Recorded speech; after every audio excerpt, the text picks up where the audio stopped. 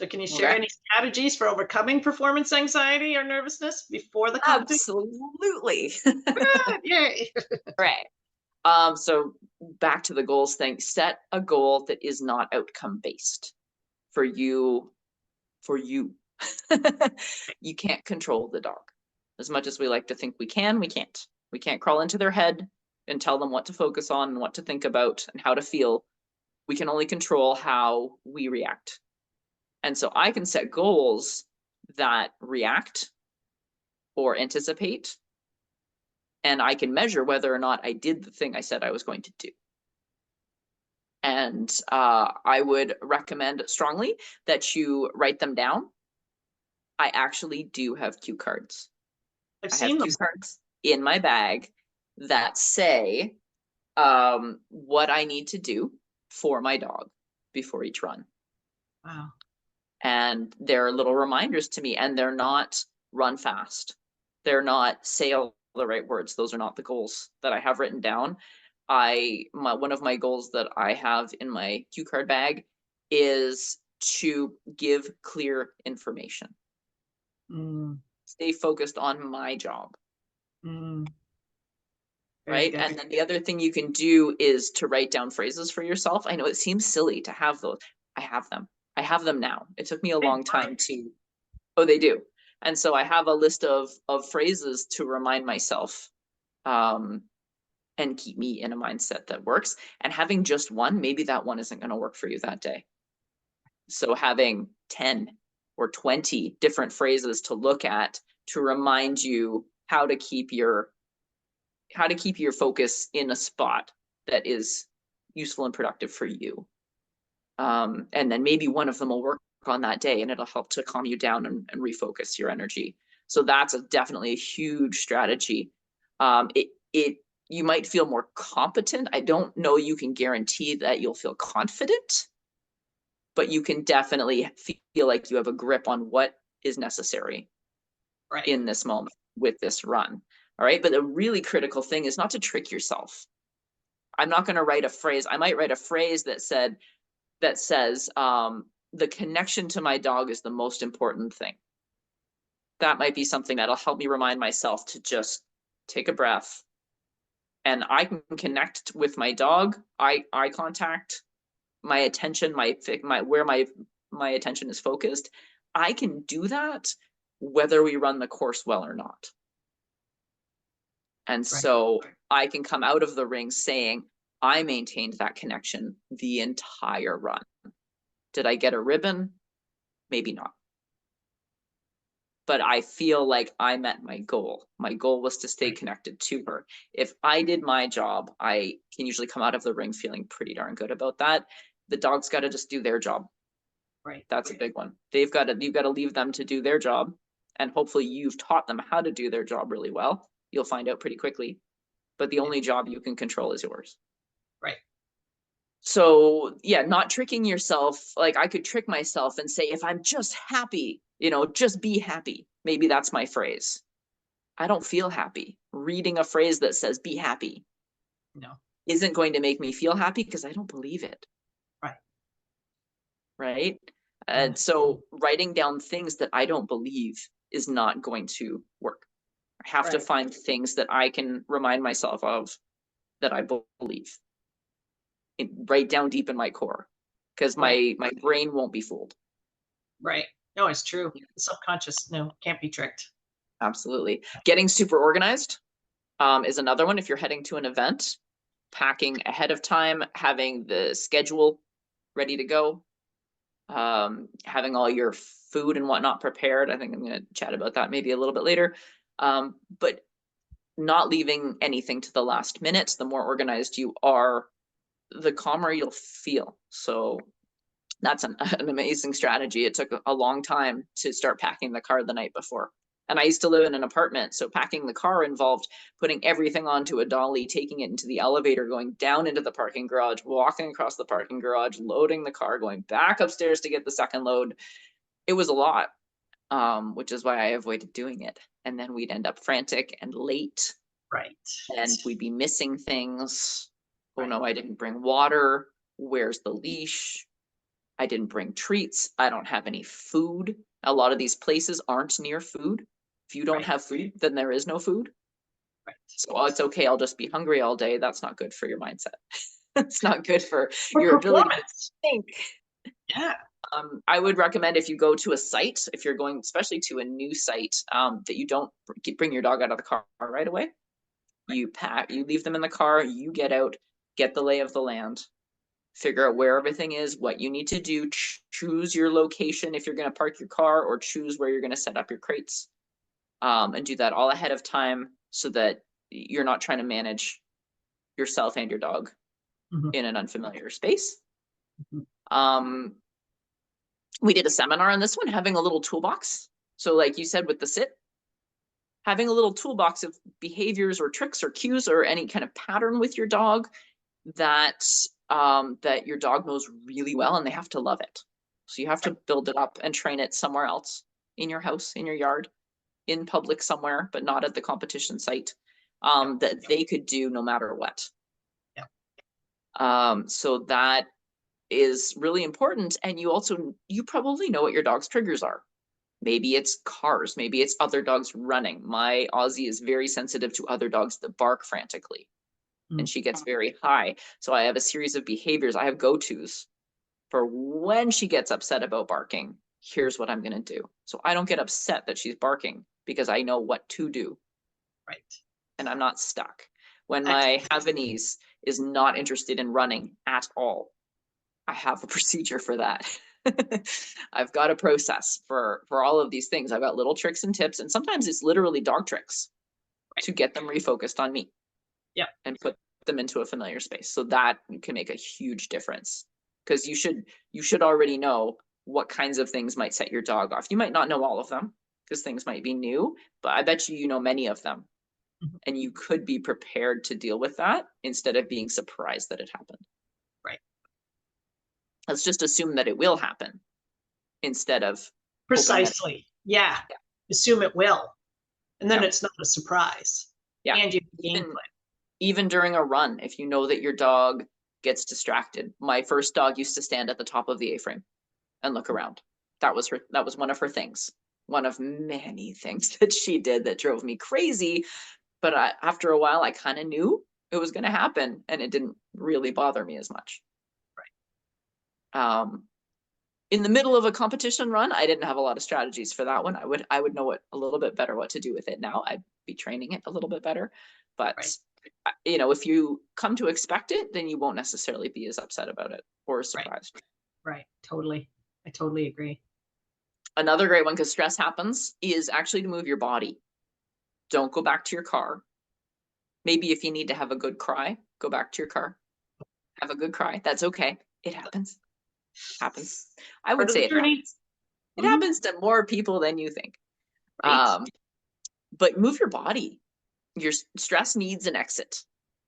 And so before your run, take a walk around with your dog. Plan enough time to do that. After your run, take a walk with your dog. Give yourself a big hug. If that feels weird, go find a quiet, private spot. Go sit in your car. Give yourself a really tight hug. That can work really well. Tapping, if you're familiar with tapping exercises, you can Google those. They're on YouTube. They are calming behaviors, and people don't necessarily notice. I could be doing it right now. You'd have no idea. Might even just look like a nervous tick. Right. And you could be tapping, which will calm you, or you can learn to calm yourself using those techniques. Breathing deeply. We tend to breathe shallowly when we start to get amped up.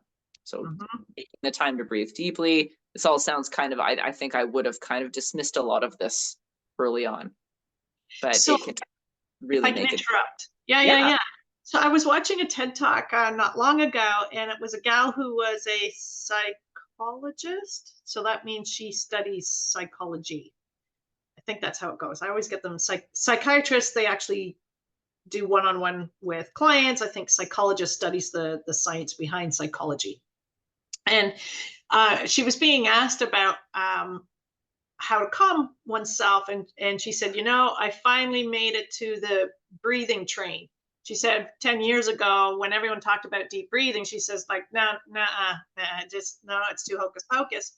So what she discovered was there's actually nerve endings on the lungs themselves that communicate with parts of the brain that projects the messaging of calmness. So when you breathe deep, you can't breathe deeply when you're nervous or fearful. So when Yep. you're taking the time to breathe deeply, you're now tripping up those, activating those nerve endings that now communicate with the brain that says, okay, I'm chilling. Yeah. So, And we're finding, I think more and more, the science is finding that the body is communicating with the brain and not the other way around. yeah, right? So figuring out how to calm your system will Right, actually help you to calm your brain. right. Right. So And cool. having, again, referring back to your phrases and refocusing and reminding yourself, hey, what's actually important here right now? Once you've calmed your body, you can now go back into thinking mode and you can remind yourself of what the priorities actually are. The other thing is to give your dog stress relief time as well. Okay, take them for a little jog to help them move their body, give them something to chew on. Use a treat scatter. So have a little fistful of treats and let them sniffle the grass. I promise it will not. If you tell them that that's what you're doing and that they should be looking for treats in the ground, then they'll learn that that's the activity you're doing right now. They will not learn that everywhere you go, they should be snuffling the grass. So it depends on the dog. Some have more trouble with that than others. Mine do that when they're stressed. right. And it's a calming activity. And it's a calming activity. Correct. Yes. So setting them up to do that when they're in a high arousal state Yep. is incredible because it helps bring them down as well. And if they come down, then you can also come down. Bringing a Kong along with you and a cooler, maybe. Just going for a sniffy walk. Just putting them on a long line of some kind and just sauntering around. Like your place is great for that because they have that huge backfield. And I find anywhere I go, any event, I take my dog all the way around the building and just let him check out whatever he wants to check out. Right. And that helps him to feel safe as well. Yeah. I would bring distractions to help me. So that's another strategy. So get your phone out, play Candy Crush or whatever.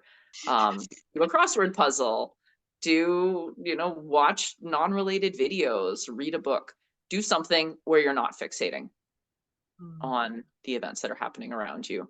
Give yourself some time off to do that. And don't shortchange your preparation time. One of the hardest things that I have to do is to say no.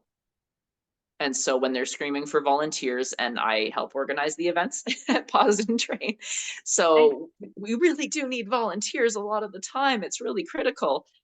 But being secure enough to say, I need this time right now, where my dog needs me right now, I'm not going to go do that thing. I'm not going to go visit with my friend right now because my dog actually needs to go for a really long decompressing walk, and so do I. Right? Is stuff that you've got to have that ahead of time. What do I need? What does my dog need? And make a plan to make that happen. So that can really shift how both of you are feeling at the place that you're at.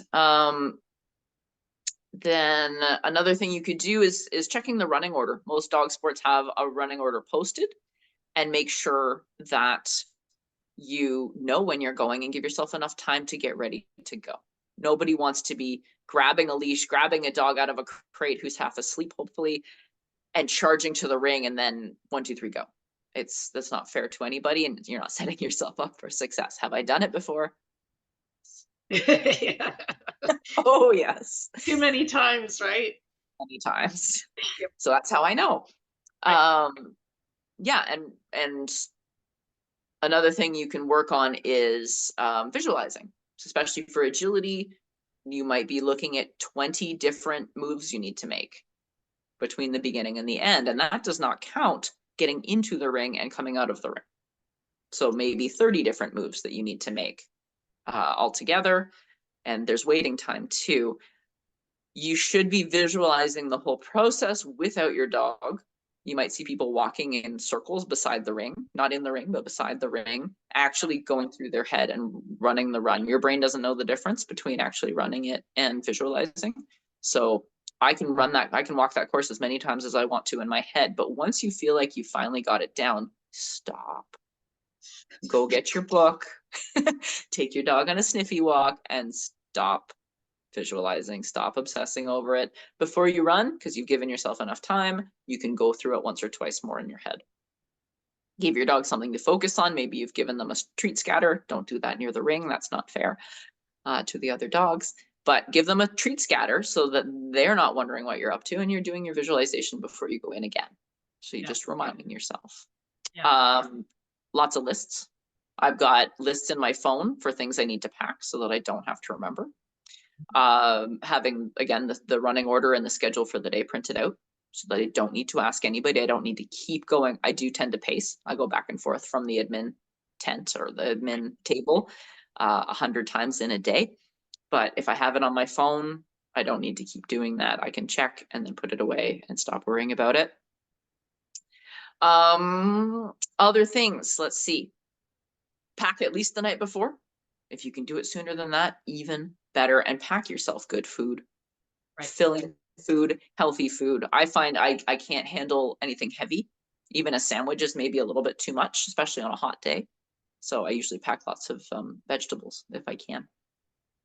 And lots of drinks, like electrolyte type drinks, so that if I'm starting to get a headache. And for the dog.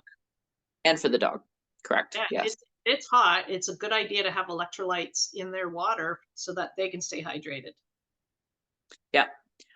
Check the location. How long is it going to take to get there? Are there, leave in enough time to account for delays so that you're not stressed driving in? I've seen lots of people come like just charging through the property on at the last second because they're late. That's dangerous for the people who are already there, and it's causing a lot of anxiety for you. Right. If you're at this point, if you're late, you're late. Don't drive like a lunatic. Easier said than done. It's true. The other things you can do to help yourself is to travel with somebody who actually knows what's going on. Ask if you can ride with them or meet them somewhere, or ask to meet them at the venue. Maybe your coach will be there. Right. One of the greatest things I did, especially with my sensitive dog, but I think this would benefit anybody, is I actually messaged the organizer and asked them if I could come to the venue ahead of time, not on the weekend, especially if it's a new place for us. I either get there early enough to take a big walk around and just let my dog check everything out, figure out where all the mouse holes are so that they can determine that there are no longer mice there and it's not something that they should be worried about. Right. And even indoor venues, I've gone there the day before, and in a lot of cases they're setting up the day before, so they appreciate an extra pair of hands to move a couple jumps, and in exchange they will let you walk your dog inside the ring sometimes. That your dog can investigate all the things inside the ring. Of course, you don't want them to potty inside the ring. That's a bad idea. But to be able to let him check everything out ahead of time, and me to check everything out ahead of time, is absolutely, in my opinion, critically important. And it's something that a lot of people don't bother to do. They just show up with 10 minutes to spare, and it's just a big shock to the system for everybody. And it's no wonder that things don't tend to go as well as you'd like. Right. Yeah. Yeah. Excellent. Yeah. Showing up way early so that you can just do that and just look around and figure out where everything is and just get the lay of the land. It really can make a huge difference.